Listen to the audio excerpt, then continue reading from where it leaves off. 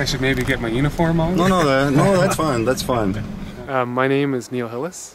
I am a park warden here at Ney Provincial Park, and we're here to talk about Ney's itself and some interesting features of Ney's. The most prominent one being that it used to be a POW camp for German POWs. I think there was around 600 or so, between 400 and 600 POWs at one point or another, not all at the same time, but 400 to 600 came through here at some point during those 5 years.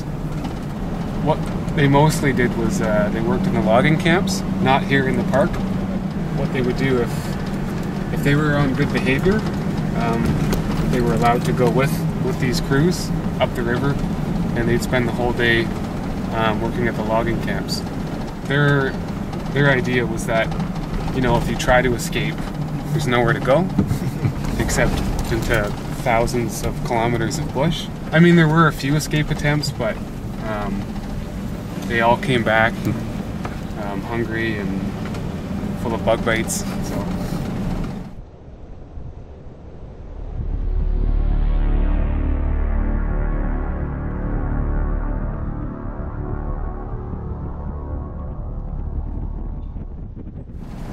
Word has it is that they were treated so well that in 1946, when they knew they were about to be sent back,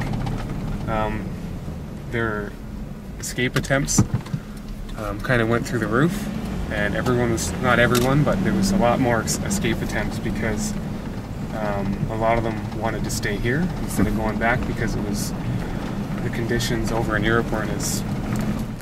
If you're interested in seeing, we can take a little hike. It's not too far, maybe a couple hundred yards, and there's an old water tower back there.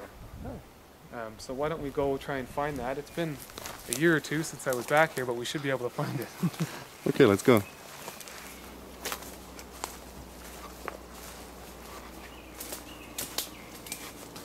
You know what? The tower might be over that way a bit more, but I think there's a passage.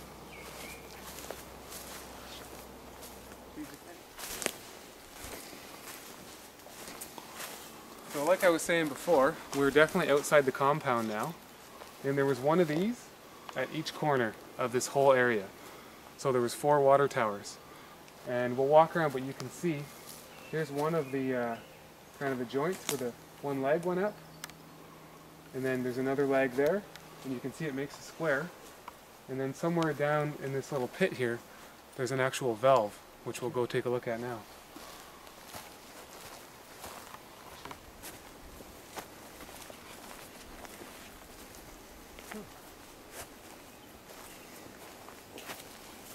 Here's the third leg, and buried in there. So where we're standing right now would be in the exact middle of the water tower, so if you looked up, there'd be a great big water tower with a great big water jug.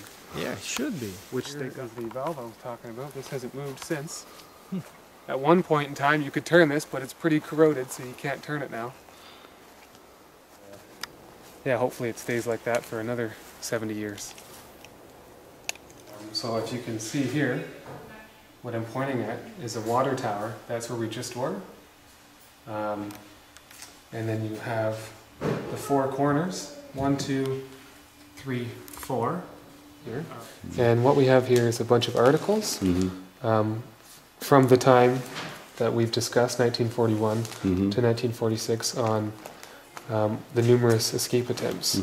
Not just from Camp 100 Ney's, but from all the camps in Northern Ontario. Yeah, what are the headlines here? So here we got police, soldiers join search. This one, prison camp, breaks must be stopped. We got some good ones here. Nazi escapee in U.S. flees called flagrant. Another one here from Heron Bay, Ontario, just down the highway. Not caught today, not here. Another heading here, 6 Germans still missing from internment.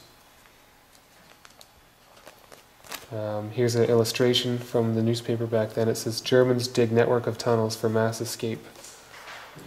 Dated Wednesday, April 23rd, 1941. As I mentioned before, there was a gentleman who tried to skate across Lake Superior, as you can see here. These are the actual skates he made and used. And if you pan up to here,